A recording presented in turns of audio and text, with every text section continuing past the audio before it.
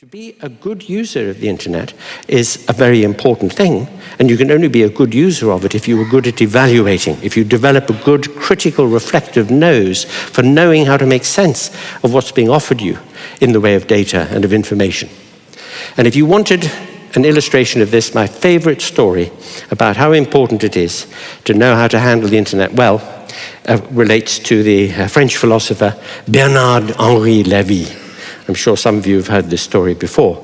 Bernard is, as I say, contemporary French philosopher, has flowing locks. Not necessary to have flowing locks to be a philosopher, but he has them. He's very distinctive for his dress style.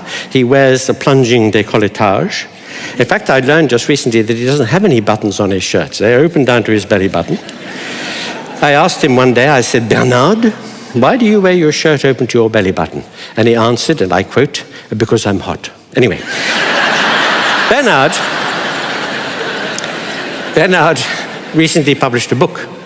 And in this book, he quoted an unknown French thinker of the 18th century called Botul, B-O-T-U-L, only to discover when the book had been printed and was on the shelves that there is no such person.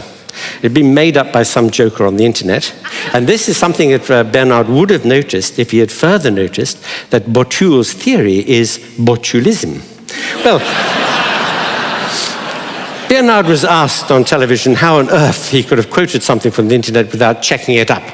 And with great Gallic flair, he said, "Oh, you know, what he says is good, so I quote him." Well, that might be one way out of the problem, but it's a very good illustration of the fact that you have to be very good at spotting what might not be quite the right bit of information, quite the right source, or quite the right validation for a piece of information that you get hold of when you look at the internet. And so that skill, the forensic critical skill of being really good at making an assessment of something and evaluating something, that is a matter of intellectual technique, which is a very, very important component of what it is to educate a mind, to make a mind prepared and equipped and alert and able not just to get information, to know how to get it, but how to use it and how to make sense of it.